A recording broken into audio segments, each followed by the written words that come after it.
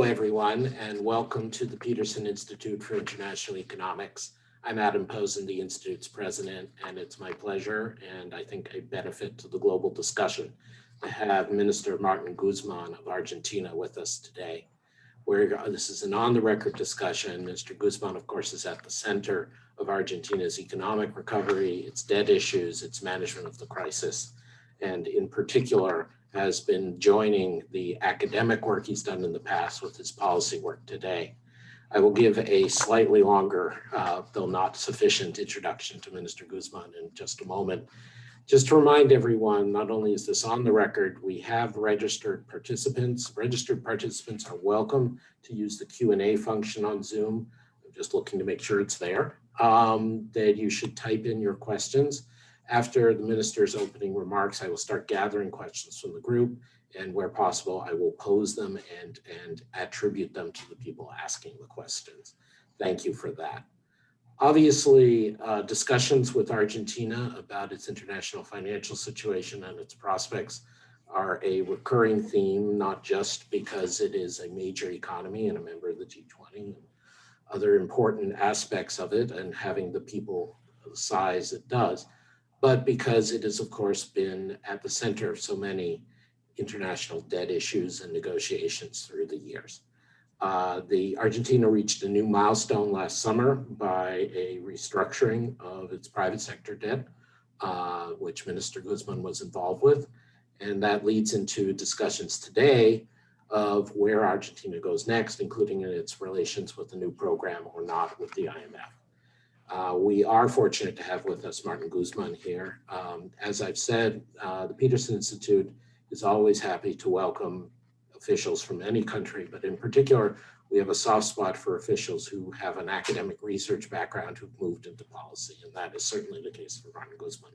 He's been Argentina's Minister of Economy in the Alberto Fernandez administration since 2019. He previously was a researcher at Columbia University School of Business, as well, topically, as director of the Public Debt Restructuring Program of the Policy Dialogue Initiative. He collaborated recurrently with Nobel laureate Joseph Stiglitz, including on a major book, as well as the Columbia University Initiative for Policy Dialogue. He's been in, and I think continues his appointment as an associate professor at the Faculty of Economic Sciences at the University of Buenos Aires, and was, as of December 2019, I don't know how you manage this, is also a tenured lecturer at the School of Economic Sciences at the National University of La Plata. He is also editor-in-chief of the Journal of Globalization Development. We know Martín also as having been a senior fellow at CG, our friend think tank in Canada, and his long work on sovereign debt with restructuring, including frank past research and discussion of sovereign debt crises in Argentina as well in Greece. He has a PhD from Brown University. Thank you again, Minister Guzmán, for joining the Peterson Institute. We look forward to your remarks and then our discussion. Thank you very much, Adam. It's a great pleasure and honor to speak at such a distinguished venue. I'm grateful to the Peterson Institute. My remarks today will focus on two big blocks that concern Argentina's economy. The first part will focus on what's the current situation, and the second part will focus on the way forward, what we're planning for the near term and the medium term. So let me start with the current situation, and to have an appropriate description of the current picture, it is important to provide some background to offer a bit of history for Argentina's economy. Argentina is an economy that has suffered over decades from booms and bust processes, recurrent balance of payment crisis, sometimes together with sovereign debt crisis. And the country hasn't managed for a long time to converge to a structure of production that is sufficient to provide stability and provide opportunities for the whole society. As part of that problem, the country has had persistent fiscal deficits for a long time. So what we've seen is that there are many episodes in which the country grows, therefore imports grow, but exports at times do not keep up with the growth in imports that is required to sustain economic growth, there starts to be a shortage of foreign revenue. On top of that, at times the fiscal deficit is financed with monetary financing, it's financed with the central bank, which leads to a higher demand for a foreign currency from those who get the pesos. And these combinations has often led to problems with the currency, depreciations associated with balance of payment problems that create inflation, create instability of real incomes, instability of aggregate demand, and therefore instability for the economy. And that's a path that needs to be broken and that we're working to break in what's coming in the future. In 2016, after a long battle with holdout creditors under the New York courts, Argentina regained access to international credit markets. And there was by then an expectation shared by then was the government and the creditors that Argentina would experience large inflows of FDI, foreign direct investment, that would lead to an increase in the production of tradable goods and also in the production of the economy as a whole. The country started to borrow. It accumulated debt, starting from a low level of debt to GDP. And in 2018, there was a massive change in expectations, a classic sudden stop that led to a currency crisis. Argentina and the IMF signed a standby arrangement in 2018 based on the tenets that contraction in fiscal policy was going to be effective to restore confidence, and contraction in monetary policy was going to be effective to stabilize prices that already were growing. Inflation was becoming a bigger problem, and it did not work. In 2018 and 2019, the country experienced a deep recession. There was a deterioration of the economic and social situation. The inflation rate in 2019 was above 50%. Unemployment was at 2 digits. The debt burden with private creditors was unsustainable. And in 2020, the pandemic hit Argentina. So Argentina was already an ill patient. And on top of that, the pandemic hit the country in a context in which there was no credit. So what did we do? We took office in December 2019, before the pandemic. We had plans that were affected by the course of the pandemic. The pandemic led to the necessity of implementing spending measures to protect the sectors of the population that were in a state of vulnerability, to protect jobs, to protect production in general, and led to an increase in the fiscal deficit in a context in which there was virtually no access to credit. This led to the need of resorting even more to monetary financing, which of course came at a cost.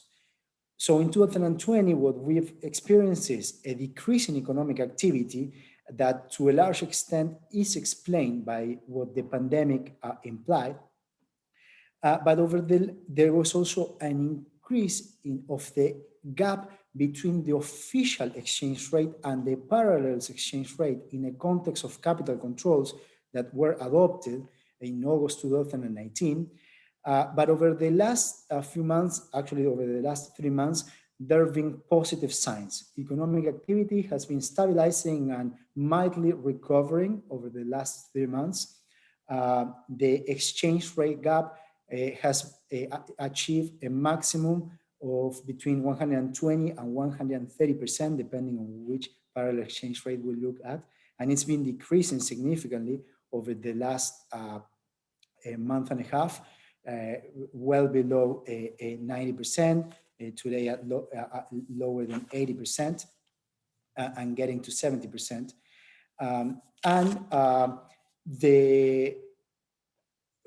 From this position, what we were doing is to work on what comes next, which is a multi-year program to reinforce the process of economic stabilization. One very important feature, one very important event in 2020 was a process of sovereign debt restructuring that was conducted that led to substantial relief over the next few years. There was our private creditors engaged into a process of sovereign debt restructuring in the context of the pandemic, which was something very positive. Attention could be diverted to many different things, but our creditors decided to engage with us. The IMF played a very positive role in terms of the assessment of the debt sustainability position of Argentina. We had a few months of negotiations, and in August we achieved a deal with our largest group of creditors. In September, we finalized a debt restructuring that reduced the average coupon from 7% in US dollars to about 3% in US dollars, and left no capital amortization payments over the next 5 years. This gives Argentina more space to implement the public policies that are necessary to obtain a restoration of economic growth and to return to a path of macroeconomic stability. So, second part of the presentation, the way forward. What's coming next? First, we're working on a multi-year program, and we're doing this in the context of the negotiations with the International Monetary Fund. We're going to do something which is completely unusual in Argentina. It's going to be the first time ever that happens, which is that the program that the government of Argentina and the IMF mission agree on will be submitted to Congress for its approval.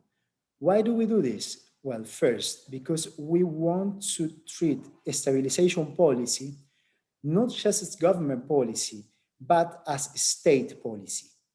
As I described in the introduction of this presentation, there are problems that are long-term problems that the country has suffered, both on the external front and on the fiscal front. So there needs to be a broad commitment, a broad consensus at the political and at the social level in order to resolve those structural problems that the country has suffered for decades. This is actually what we did with the process for restoring debt sustainability.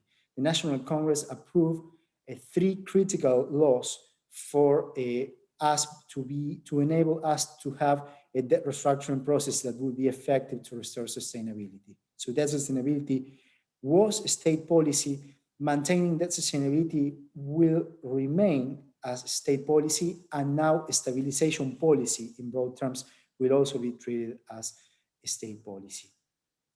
What do we plan to do when it comes to the multi-year program?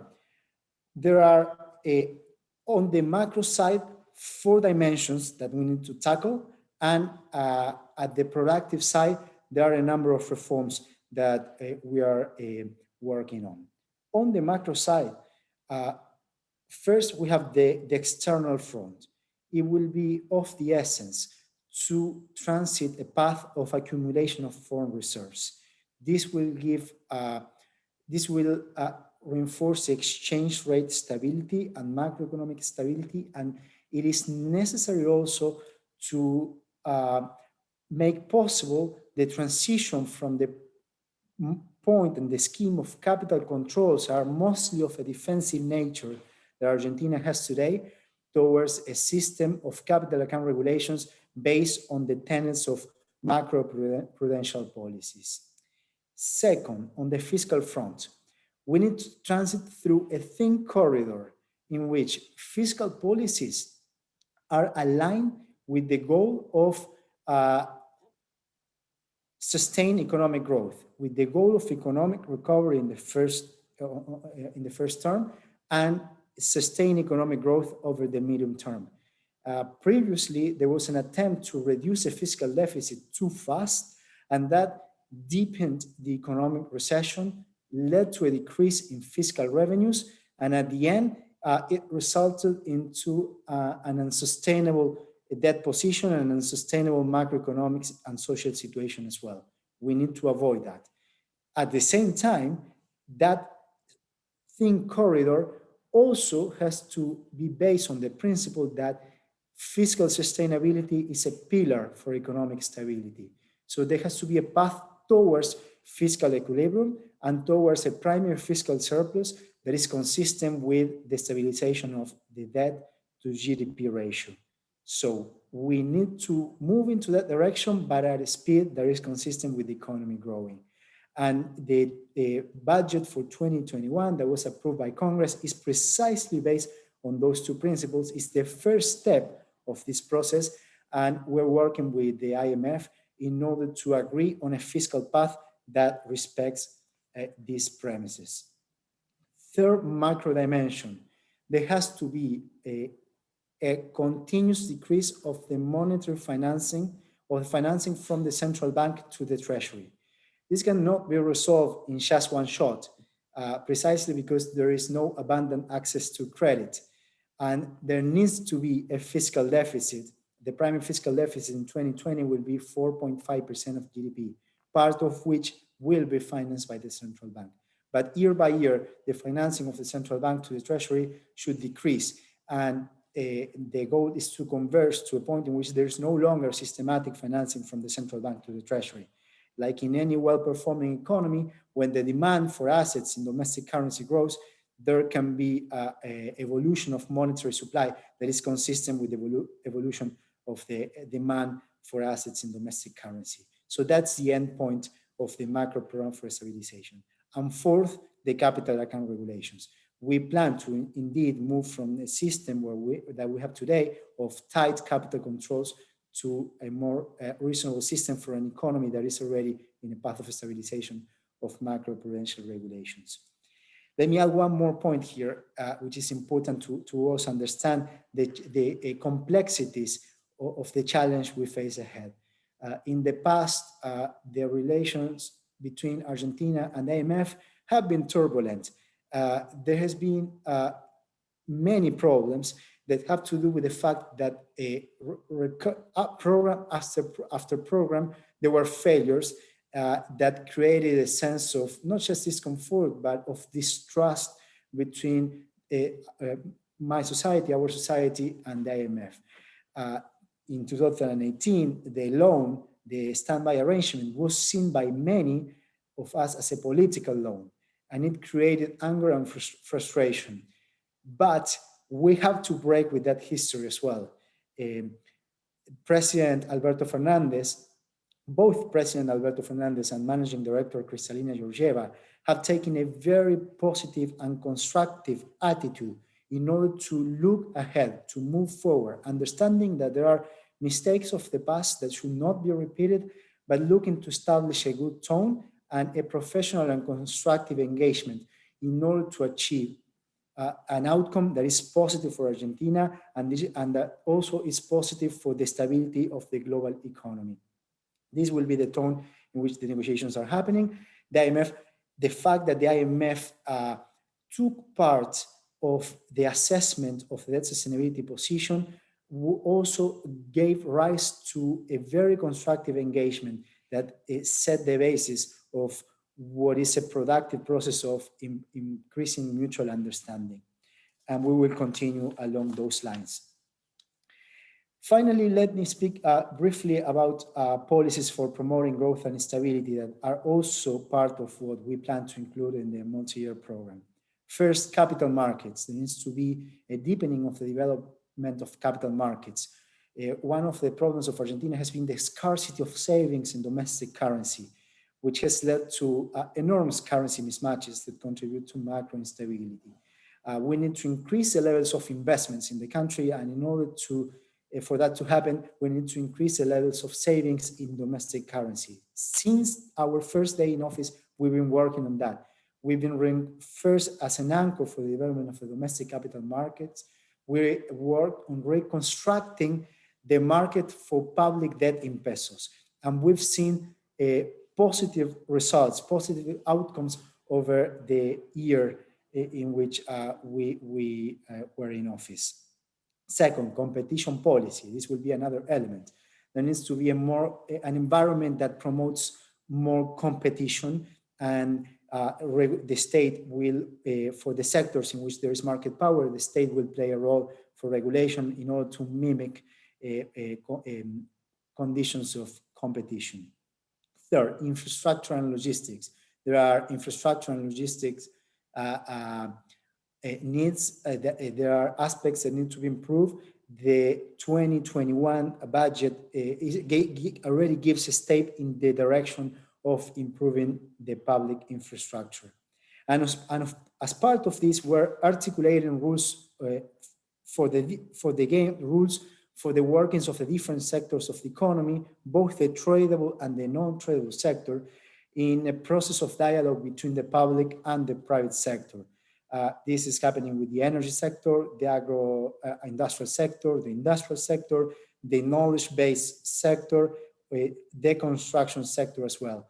Recently, we adopted a plan for the development of gas, which was based on a dialogue with the industry that led to an articulation of rules that have already shown positive outcomes. We did an auction for a gas that was successful last week, and this is going to allow us to be less dependent on imports of gas and to improve the competitiveness of the economy. We're working on the oil sector as well.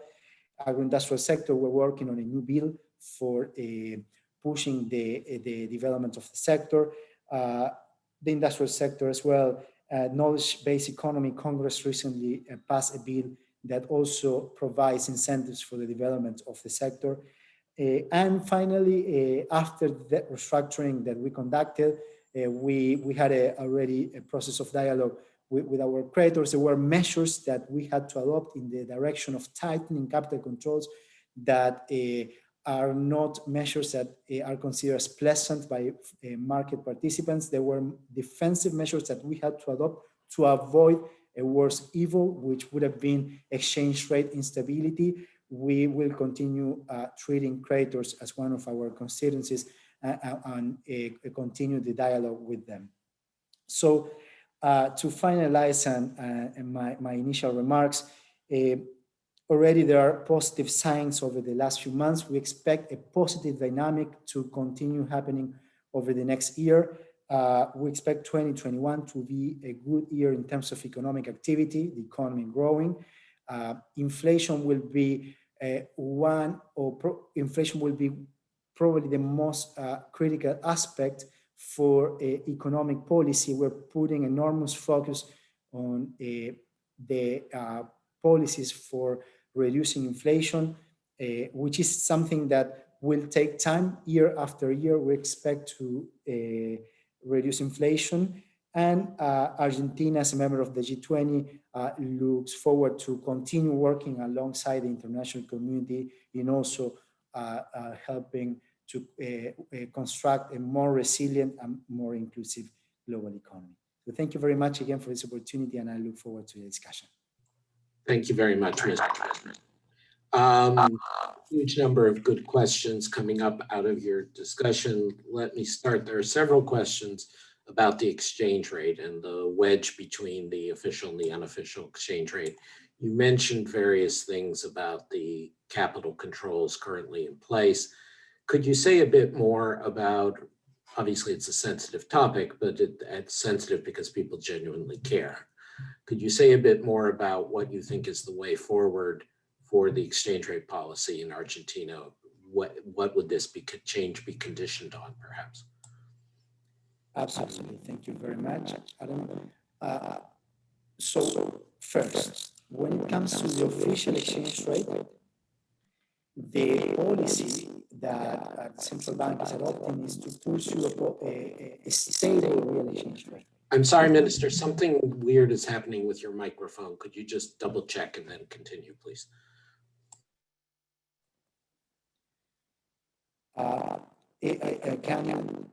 Is the sound okay now? Better. Please continue. Okay, thank you. So thank you very much for the question. I was saying that let's separate the two different sides of the gap, right? The official exchange rate and the parallel exchange rates.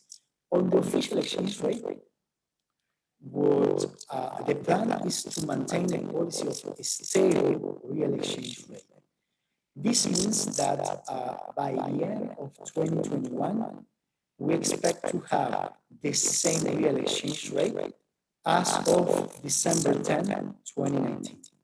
This is the assumption that has been included in the budget for 2021.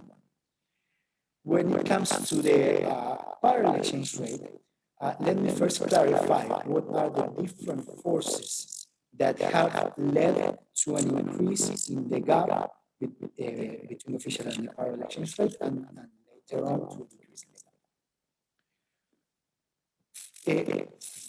in 2016, a process of carry trade started. There were funds that were exploiting short-term opportunities, high returns, and so there were capital inflows. Again, I'm terribly sorry, Minister, but something has gone wrong with your audio and people are not hearing you. I don't know what to say.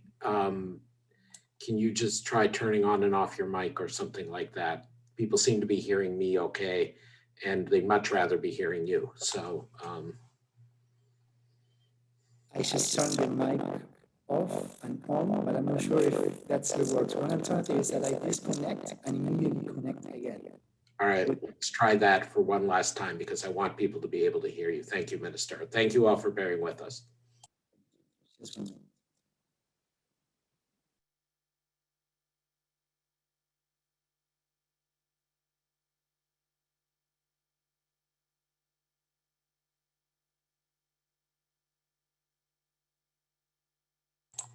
Thanks to everyone who's staying on the video. We apologize for this technical aspect. We had checked beforehand, but unfortunately, something seems to have come up with the connection in Buenos Aires. I am not going to waste your time by chattering. We will hope that the minister will be back momentarily.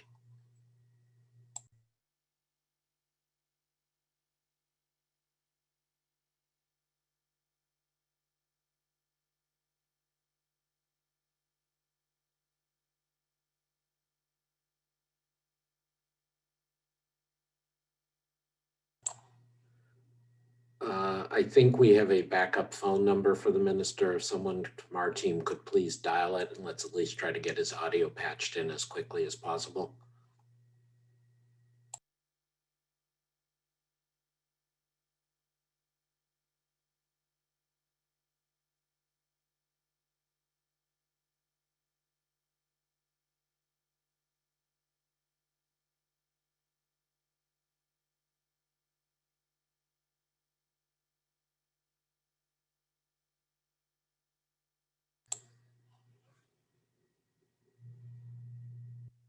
Again, we are waiting for the office of Minister Guzmán in Buenos Aires to reconnect. I apologize to everyone for this disruption in his remarks.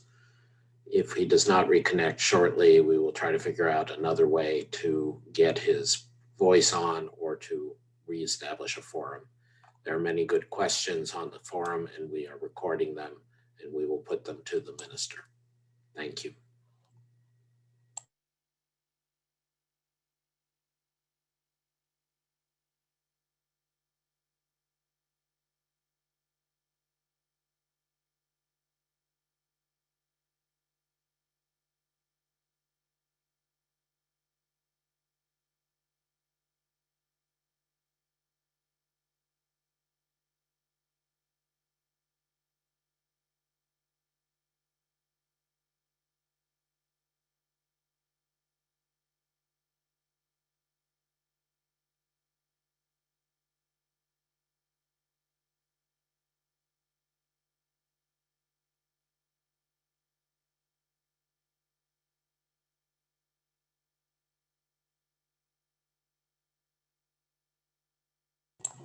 Thanks to everyone who is putting supportive messages on the Q&A. I and the Peterson Institute team appreciate them greatly. We have restarted the Wirecast ZoomTube connection to resolve any audio problems on our end, we hope, and we are awaiting the reconnection with Buenos Aires and Mr. Guzman's office. Again, thank you all for leaving the video on. We will try to get in as many questions as possible when he returns. Otherwise, we will reschedule to the extent that the minister's calendar allows. I apologize on behalf of the Peterson Institute to the minister and to everyone that we are not having this go as smoothly as it deserves. Thank you for your understanding.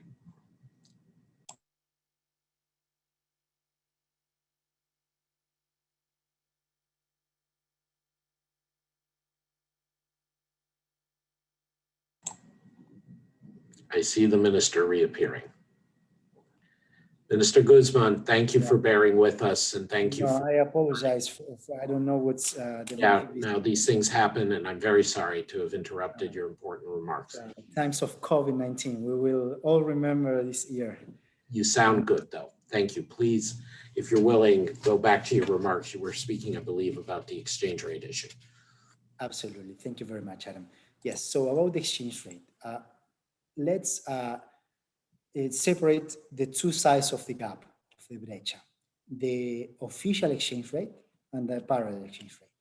When it comes to the official exchange rate, the policy that we will pursue is a policy of a stable real exchange rate. This means that by the end of 2021, we expect to have the same real exchange rate as of December 10, 2019. On the parallel exchange rate, we have to understand that that's a very thin market that does not represent or reflect the reality of the real economy.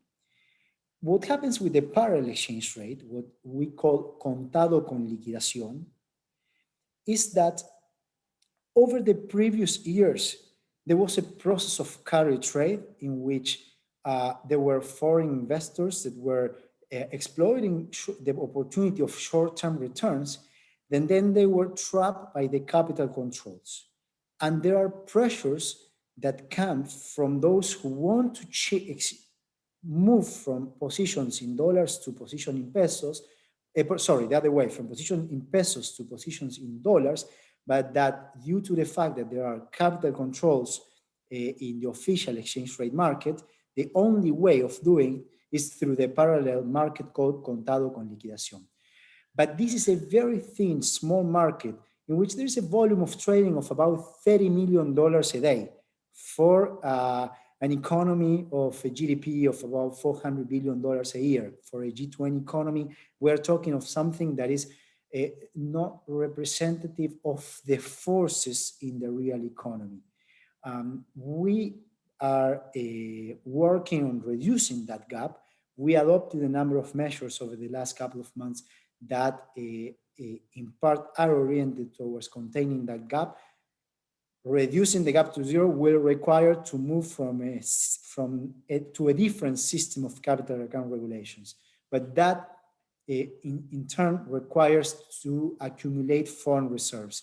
And this is a process that will take time. As part of the multi-year program, we are setting targets of accumulation of foreign reserves over the next few years.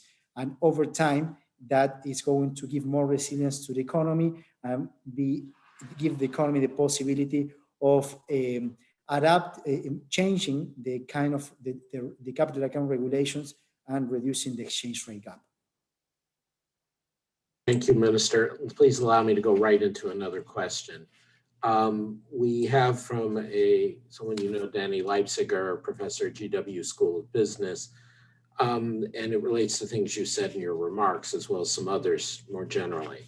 You know, we have not seen FDI flow into Argentina for some time, even pre-pandemic, even in other times. There are many possible culprits. In your list of next steps, talking about some of the issues, it didn't sound like there was something there that was going to jumpstart foreign direct investment. Do you think this is a critical issue, and do you think the policies you've outlined are going to address it, or are there other things that need to be done? Very good. So thank you for the question. It's of course a very interesting and important question.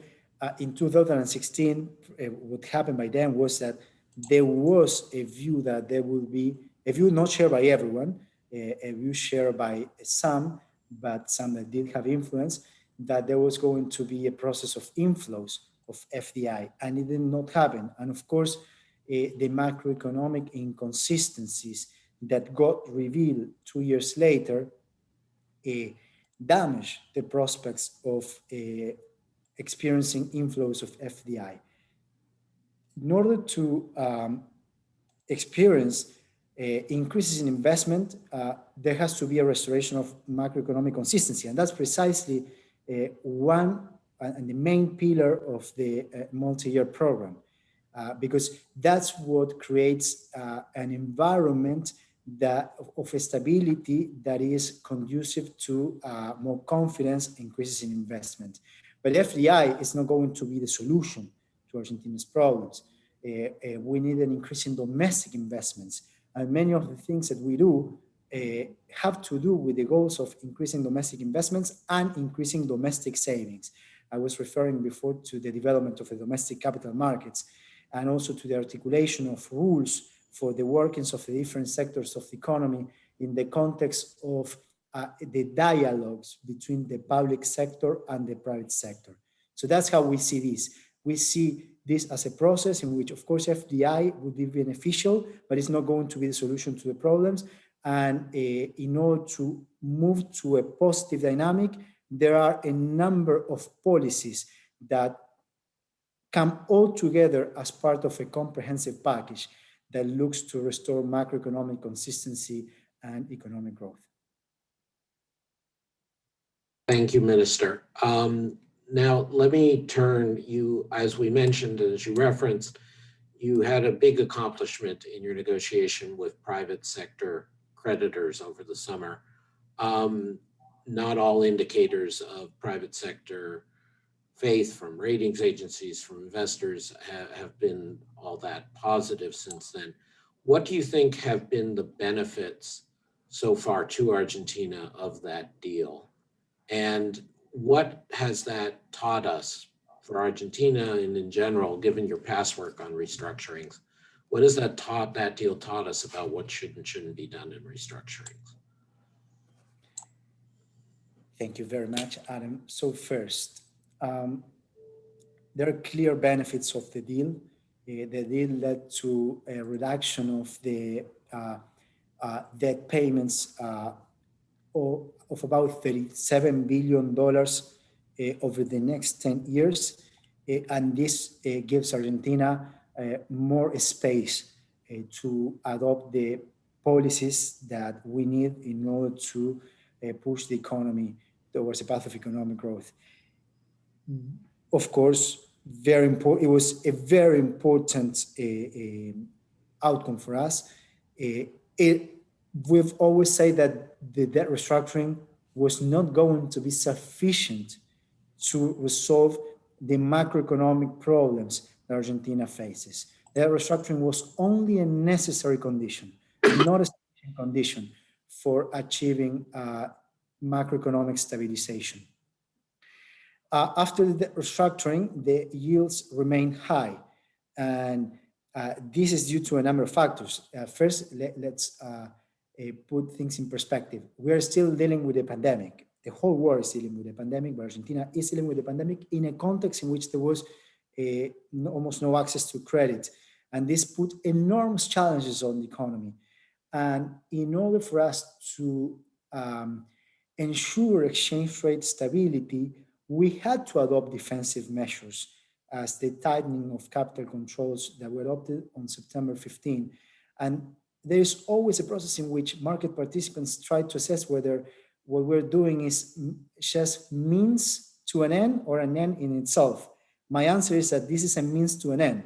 It has to do with the fact that there are no policy was nice at the moment, but we were not happy with the measures of tightening capital controls on September 15. But we thought it was better to do it than not to do it because of the implication that it would have had for the stability of the exchange rate.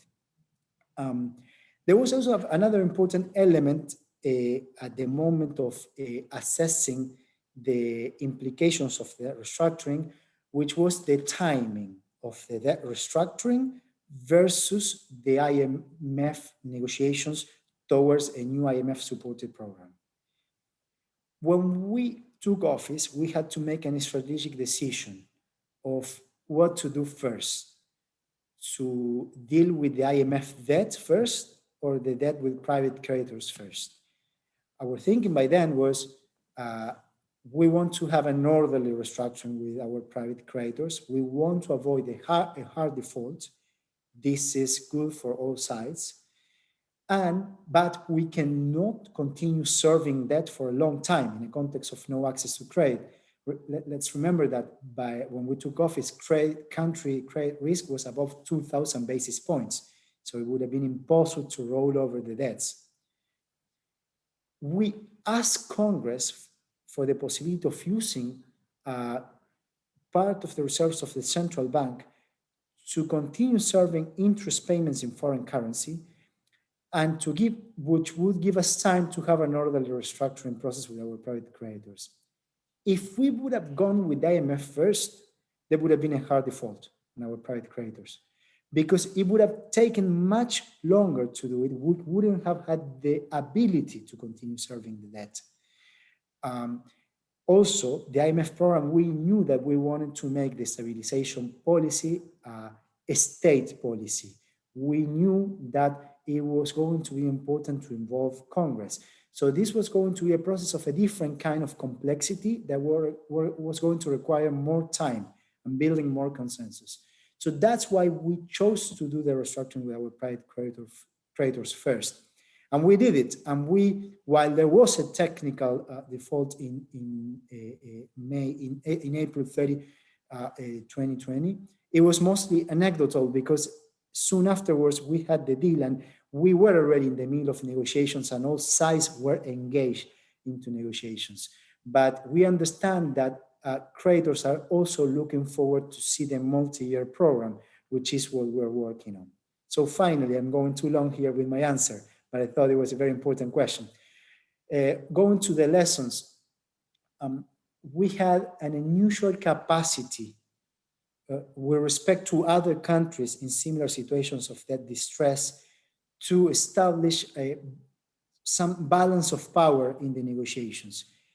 The IMF produced a technical note on debt sustainability that served as an anchor for the negotiations, and it was quite aligned with the views of Argentina's government on what was sustainable.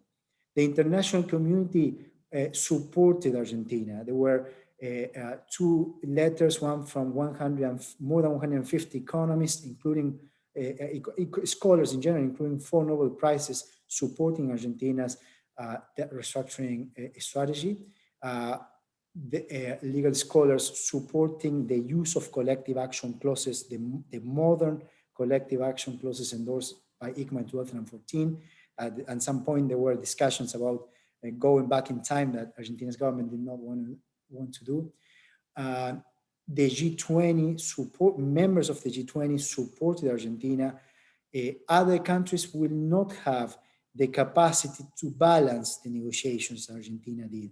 So I believe, at the personal level, so this is something I've been studying for years, that while the modern collective action clauses are helpful, they were clearly helpful in the case of Argentina, they will not be sufficient to resolve the problems of that restructuring that other countries in distress will need to go through. So there needs to be improved frameworks at the level of the international financial architecture, and the IMF will play a role in the restructurings to come. The IMF in other situations in the past did not play a positive role. In Argentina, it did play a positive role.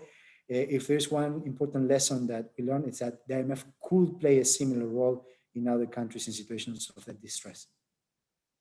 Thank you very much. This is obviously, in addition to its critical importance directly for the people of Argentina, it is an issue of importance to many others, as you say.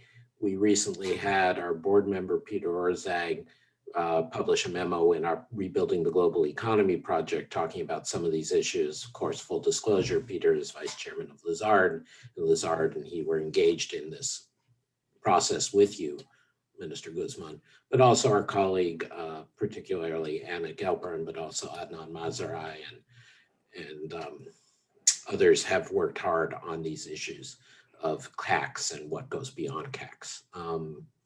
So thank you for that. If you're able to give us, I hope, another just few minutes, especially since we lost sound for part of your time. Your answer to the last question was great in its clarity about explaining the sequencing you had in mind and the way you're approaching the IMF discussions. But of course, we have many questions from the audience, particularly from knowledgeable press in the audience, about what happens next with the IMF. So is there an aspect of speed that you're worried about?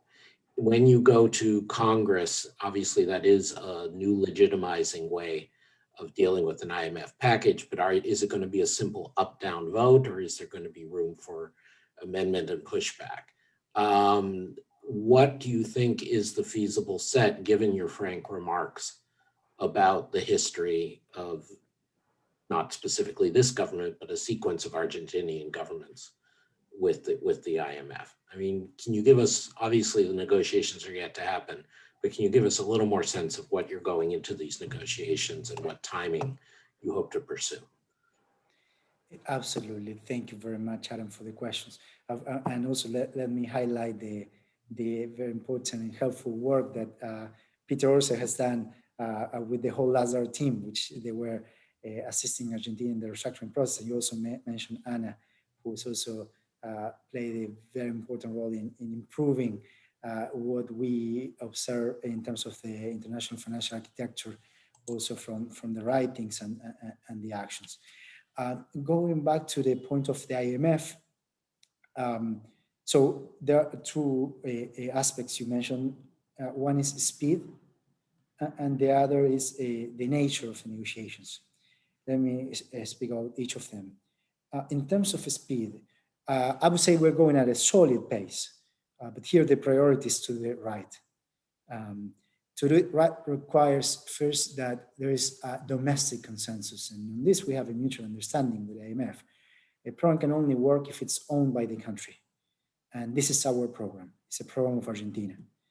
The fact that we would have done it, but the fact that the IMF in Argentina is a circumstance. It has to do with the fact that in 2018 there was another arrangement, the standby arrangement, and under the expectation that there would be a restoration of confidence, the country would be able to reaccess international credit markets, therefore to borrow and to meet payments to the fund from 2021 to 2024. And that did not happen. So it did not restore confidence. So now we have to work responsibly to resolving this issue. So we, again, we want to do it right. It's going to take some time, but we're going at a solid pace. I could say it would be acceptable to have a program by March or early April next year, 2021. That doesn't mean that it could not happen before, and we're working on it. There are many dimensions that are involved in this process. And second, in terms of the negotiations are led by the government, by Argentina's government. So first, there has to be an agreement between the government of Argentina and the IMF team for Argentina. And once an agreement is reached between these two sides, then it will be submitted to National Congress. And we've been working constructively with the IMF team, both with the technical team and with Managing Director Kristalina Georgieva. Thank you, Minister. I think we're almost at your hard stop. So just a last question on that. Barry Herman on the Q&A raised an interesting point that Managing Director Georgieva, from the time she stepped in, spoke about there being a new IMF approach on allowing for social spending in programs and being less, I don't know what the right word is, let's say harsh or inconsiderate during these programs. And of course, the subsequent developments from the pandemic, as you mentioned in the G20, have contributed to this climate. So are you seeing a different attitude from the IMF than the one you've at least studied and encountered in the past on these issues? Is that showing up in the Argentine negotiations? And is this resonating with people in Argentina? I mean, again, it's too early. You don't have the terms yet, but do you think this will make a difference to people in Argentina in terms of their perception of the package? Thank you, Adam. Perceptions, of course, are very important. It's important the way things are communicated. And in this sense, the tone of the communication and the contents of communication have been positive, in the sense that there is a recognition of the deep human problems, social problems, and economic problems. and there's been an increasing mutual understanding on all the issues that have to be part of a program. Let me separate this again into two parts. What happened before the negotiations that we recently started and what happens during the negotiations. What happened before in terms of the engagement with the fund was the process of assessing that sustainability. And there is a novelty here. What we've seen in the past is this syndrome, well known in the literature on the debt crisis resolution processes, of too little and too late. The fact that, and debt sustainability assessments also contributing to that syndrome of too little and too late. Countries, meaning that countries do not start restructuring processes on time, they're too delayed. And once they're done, there is too little relief, and sustainability is not restored, and soon afterwards, problems again show up. The IMF did its part to avoid such an outcome. And we all saw this as a positive stance from the IMF, not just for Argentina, but we, as a member of the G20, saw it as positive for the stability of the global economy. Now it remains to be seen what's the outcome of what we're doing. But there is an understanding that the policies that were adopted in the previous program of contractionary fiscal policy and contractionary monetary policy in the context of recession will just be self-defeating. So in this sense, we are clearly looking forward to do something radically different in terms of the premises on which the program is based than what was done before. Terrific. I think that's a good note to end on, both practical for Argentina and principled for the general issue of the G20 and other countries in this situation, of which there are, of course, too many right now. So with thanks to our audience for bearing with the technical difficulties, and thanks especially to Professor Martín Guzmán, the Minister of the Economy in the government of Argentina, we are grateful to have this insight into the strategy, the situation, and the approach of the Argentinian government to the challenges it faces right now on international finance. Thank you for being with us today. Thank you very much. It's been a great pleasure, Adam, and I'm grateful for that. And thank you to the distinguished audience. This meeting is adjourned.